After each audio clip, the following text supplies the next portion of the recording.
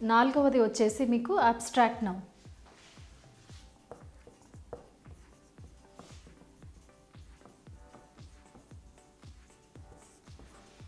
Abstract noun అంటే ఏంటి అంటే విచ్ ఈజ్ నాట్ కాంక్రీట్. అంటే ఈ అబ్స్ట్రాక్ట్ నౌన్ అనేటువంటిది బేసికలీ ఏంటి అంటే వీ కెనాట్ లైక్ అంటే మన ఏవైతే సెన్స్ ఆర్గాన్స్ ఉన్నాయో 5 వీ కెనాట్ ఆ సెన్స్ ఆర్గాన్స్ని యూజ్ చేసి మనము వాటిని చూడలేమన్నమాట. అంటే we can't see it abstract nouns, we can't hear it, we can't taste it, we can't touch it and we can't smell it.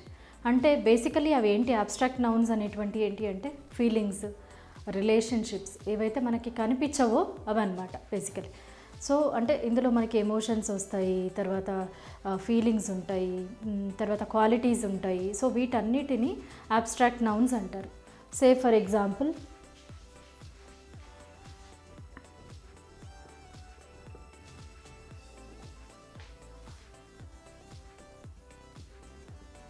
peace is something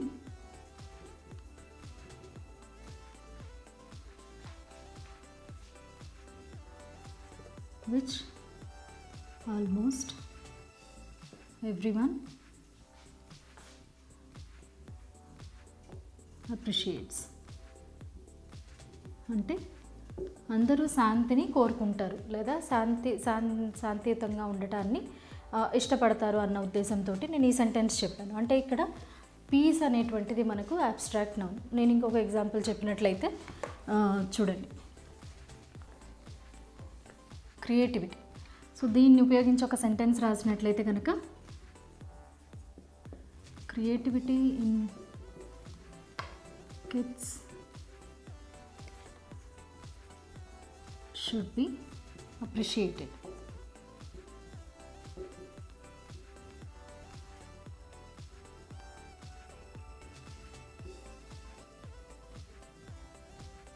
అంటే ఏదైతే పిల్లల్లో క్రియేటివిటీ అనేటువంటిది ఉందో దాన్ని మనము అప్రిషియేట్ చేయాలి అనేటువంటి ఉద్దేశంతో నేను ఆ వర్డ్ యూజ్ చేయడం జరిగింది. ఇంకొకటి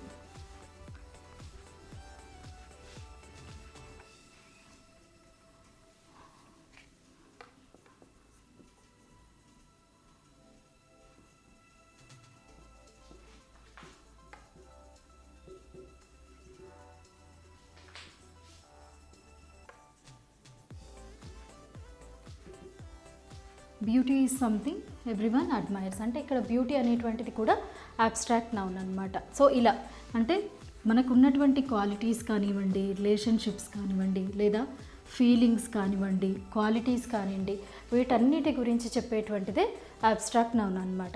నెక్స్ట్ తర్వాత వచ్చేటువంటి నౌన్ వచ్చేసి మెటీరియల్ నౌన్. మెటీరియల్ నౌన్ అంటే ఏంటి అంటే దాంట్లోనే ఉంది ఏదైతే మనము ఏదైనా వస్తువు తయారు చేయడానికి యూజ్ చేసేటువంటి మెటీరియల్.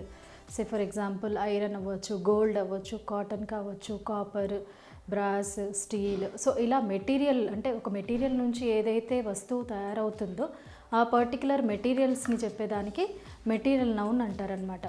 సో ఈ మెటీరియల్ నౌన్స్ అనేటువంటివి మనము జనరల్గా ఇవి ఎలా ఉంటాయి అంటే వాటిని అంటే ఈ మెటీరియల్ నౌన్స్ అనేటువంటివి బేసికలీ ఏంటి అంటే లిక్విడ్ కానీ లేదా సెమీ లిక్విడ్ లేదా సాలిడ్ ఈ స్టేట్స్లో ఉంటాయి. కాబట్టి వీటిని మనము ఏంటి అంటే కౌంట్ చేయలేమన్నమాట. సో ఈ మెటీరియల్ అనేటువంటిది ఒక ఎగ్జాంపుల్ చెప్తాను, మీకు అర్థమవుతుంది. సే ఫర్ ఎగ్జాంపుల్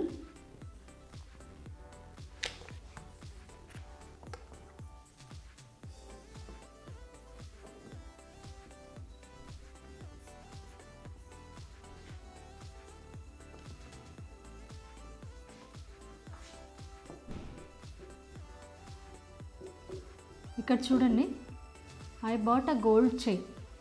ఇక్కడ అంటే నేను ఒక గోల్డ్ చైన్ కొన్నాను అని అర్థం. అంటే గోల్డ్ అనే మెటీరియల్ తోటి చైన్ తయారైంది ఇక్కడ. సో ఇక్కడ గోల్డ్ అనేటువంటిది ఏంటి అంటే it's again material noun. So అలాగే ఇంకొక ఎగ్జాంపుల్ చూసినట్లయితే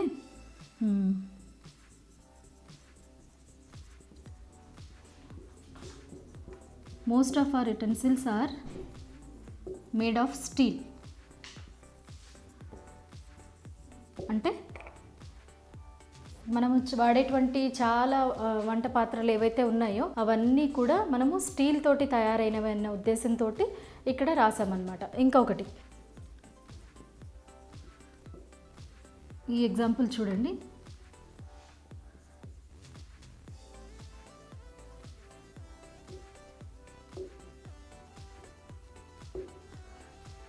cotton dresses are cheaper and comfortable. అంటే ఇక్కడ నేను కాటన్ అనేటువంటిది యూజ్ చేశాను.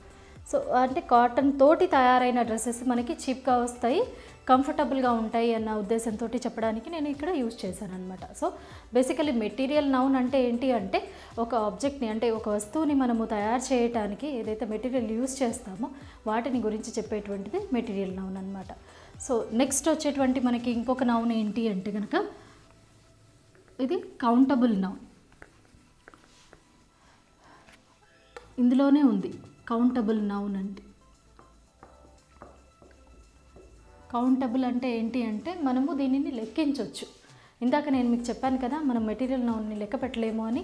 సో ఇక్కడ ఏంటి అంటే నేను ఈ కౌంటబుల్ నౌన్లో నేను లెక్క పెట్టవచ్చు అనమాట. It's countable.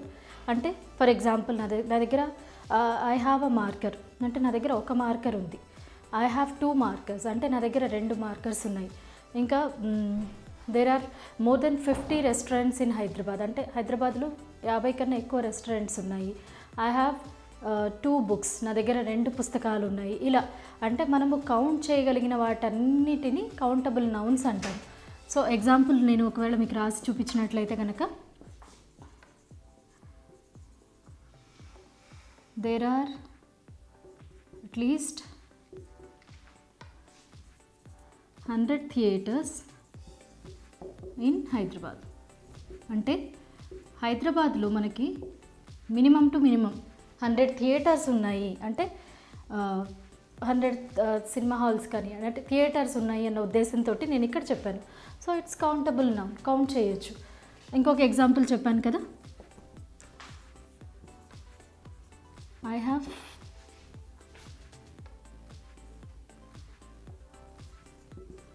5 డ్రెస్సెస్ అంటే నా దగ్గర 5 డ్రెస్సులు ఉన్నాయి. సో బేసికలీ కౌంటబుల్ నౌన్ అంటే ఏంటంటే మనం వాటిని కౌంట్ చేయొచ్చు. అది సింగులర్ కావచ్చు, ప్లూరల్ కావచ్చు. అంటే ఈ కౌంటబుల్ నౌన్ అనేటువంటిది మళ్ళీ మనము కొంచెం డీటెయిల్డ్గా వెళ్ళినట్లయితే it's again it has some certain rules. అంటే మనము సింగులర్ ప్లూరల్ అంటే సింగులర్ అంటే ఏకవచనం, దాన్ని బహువచనంలోకి మార్చడానికి కొన్ని రూల్స్ ఉన్నాయన్నమాట. అది నేను మీకు కౌంటబుల్ నౌన్ అనేటువంటిది డీటెయిల్డ్గా ఎక్స్ప్లెయిన్ చేసినప్పుడు నేను మీకు డెఫినెట్గా అది ఎక్స్ప్లెయిన్ చేస్తాను. సో ఇందులో నెక్స్ట్ వచ్చేటువంటి నౌన్ వచ్చేసి సింపుల్ అన్కౌంటబుల్ నౌన్. అంటే ఈ నౌన్ని మనము కౌంట్ చేయలేము. అన్కౌంటబుల్ అంటే దానిని మనము లెక్కించలేము. సే ఫర్ ఎగ్జాంపుల్ లెక్కించలేనటువంటిది ఏంటి, వాటర్ ఉందనుకోండి. ఫర్ ఎగ్జాంపుల్ నేను వాటర్ని లెక్క పెట్టగలనా? No, I cannot count water. అలాగే క్లే ఉంది, ఐ కెనాట్ కౌంట్ క్లే. అలాగే ఎయిర్ అంటే గాలి ఉంది కదా, so I cannot count air. I cannot even count hair, జుట్టు కూడా మనం కౌంట్ చేయలేము కదా. సో ఇలా అంటే అన్కౌంటబుల్ అంటే మనం ఏవైతే కౌంట్ చేయలేమో అలాంటి నౌన్స్ని అన్కౌంటబుల్ నౌన్స్ అని అంటారు. ఎగ్జాంపుల్ తీసుకున్నట్లయితే సో అంటే ఈ అన్కౌంటబుల్ నౌన్స్ని చెప్పేటప్పుడు మనం ఇక్కడ ఏం చేస్తామంటే సమ్ అని కానీ ఫ్యూ అని కానీ అలాంటి వర్డ్స్ని యూజ్ చేస్తామన్నమాట. లాట్స్ ఆఫ్ అని అలాంటి వర్డ్స్ని యూజ్ చేస్తాం. సే ఫర్ ఎగ్జాంపుల్ చూడండి,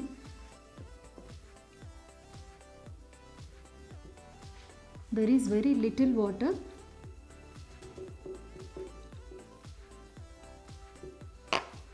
in the pot. అంటే ఆ పాట్లో చాలా కొంచెం వాటర్ ఉందని నేను చెప్తున్నాను. అలాగే ఇంకొక ఎగ్జాంపుల్ చూడండి, we use a lot of clay in pottery class. అంటే మేము చాలా క్లే యూస్ చేస్తాము. అంటే పాటరీ క్లాస్ అంటే ఏంటి, మామూలుగా కుండలు తయారు చేయడం కానివ్వండి, ఆ క్లే తోటి ఆర్ట్ చేయడం, అలా ఆ పాటరీ క్లాస్లో మేము చాలా క్లే యూస్ చేస్తామన్న ఉద్దేశంతో నేను చెప్తున్నాను. ఇంకా ఎగ్జాంపుల్ చెప్పాలి అంటే I drink milk everyday.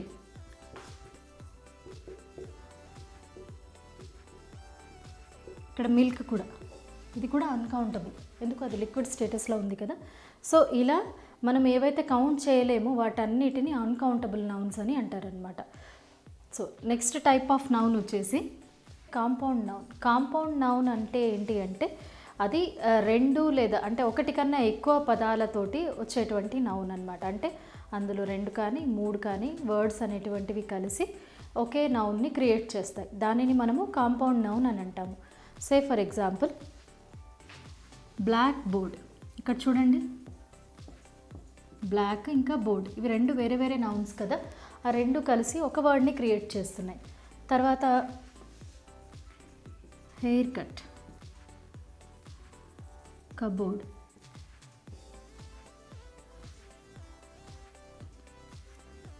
Chalk piece.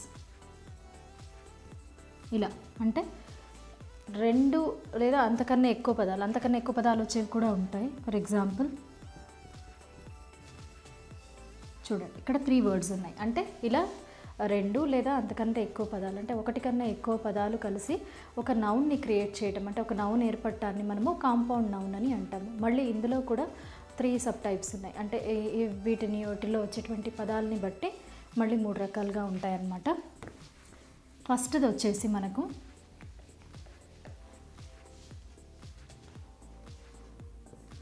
ఇందులో ఏంటి అంటే ఆ పదాల అమరికని బట్టి ఇది డివైడ్ చేయడం జరిగింది.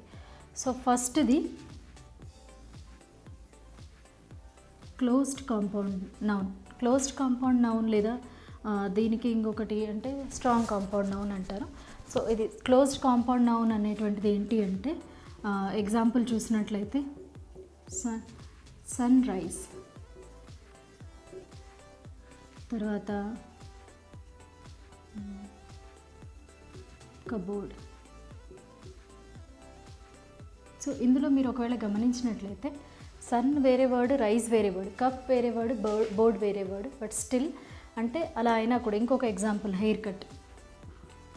ఇవి చూడండి వేరే వేరే వర్డ్స్ కదా, బట్ స్టిల్ అంటే వాటి వర్డ్స్కి మధ్యలో స్పేస్ లేదు కదా, క్లోజ్డ్గా ఉన్నాయి. ఇవి స్పేస్ లేదు కాబట్టి వీటిని క్లోజ్డ్ కాంపౌండ్ నౌన్స్ అని అంటారనమాట. సో రెండవ రకం వచ్చేసి మనకి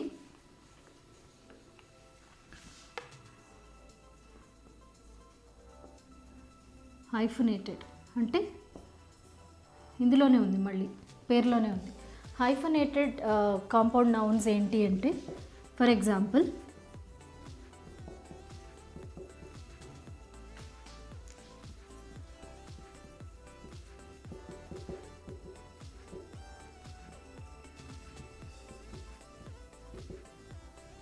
ఈ 3 ఎగ్జాంపుల్స్ మీరు గమనించండి. నేను ప్రతి వర్డ్ని హైఫన్ తోటి వేరే చేయడం జరిగింది. అంటే ఇక్కడ మనం హైఫన్ యూజ్ చేసి వర్డ్ని డిఫరెన్షియేట్ చేస్తున్నాం కాబట్టి వీటిని హైఫనేటెడ్ కాంపౌండ్ నౌన్స్ అని అంటారనమాట. అంటే సింపుల్గా ఏంటి, ఇందులో హైఫన్ ఉంటుంది ఈ వర్డ్స్లో.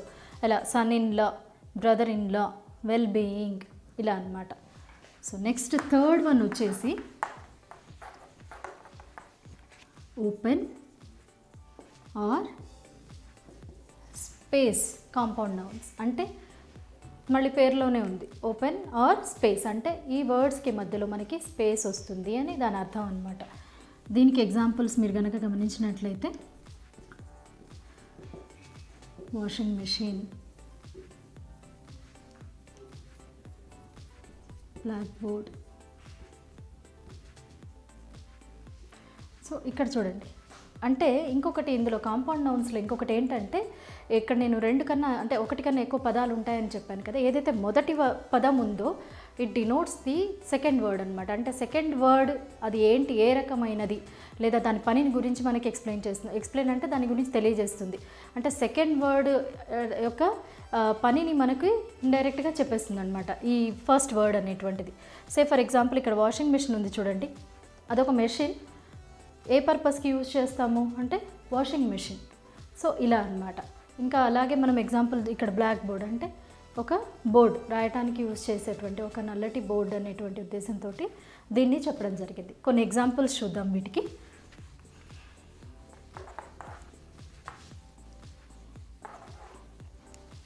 సో ఫస్ట్ మనము క్లోజ్ నౌన్స్ చెప్పుకున్నాం కదా, దానికి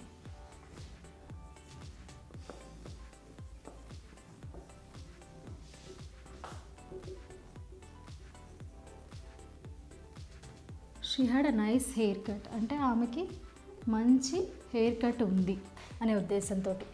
నెక్స్ట్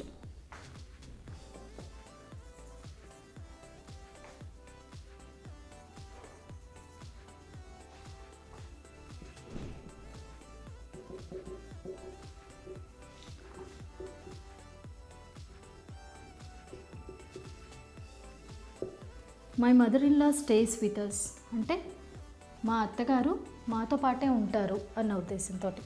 నెక్స్ట్ థర్డ్ ఎగ్జాంపుల్ కనుక చూసినట్లయితే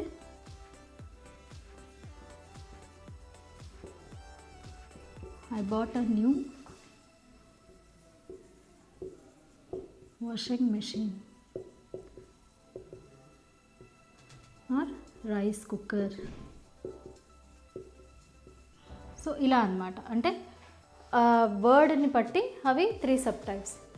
సో అంటే చాలా సింపుల్. అంటే పేర్లోనే మనకు ఒకసారి మీరు అవి సబ్ టైటిల్స్ చదివారనుకోండి ఈజీగా మీకు అందులోనే సెల్ఫ్ ఎక్స్ప్లెయిన్డ్ లాగా మీకు అర్థం అవ్వడం అనేటువంటిది జరుగుతుంది. వ్యూవర్స్, ఇది ఇవాల్టి టాపిక్. మీకు అంటే అర్థమయ్యేటట్టుగా నేను చెప్పానని అనుకుంటున్నాను. సో ఈ వీడియో కనుక మీకు నచ్చినట్లయితే మా ఛానల్ని సబ్స్క్రైబ్ చేయండి. అంటే మరిన్ని వీడియోస్ కోసము. ఈ వీడియో నచ్చినట్లయితే కనుక లైక్ చేసి మీ ఫ్రెండ్స్కి షేర్ చేయండి. Thank you.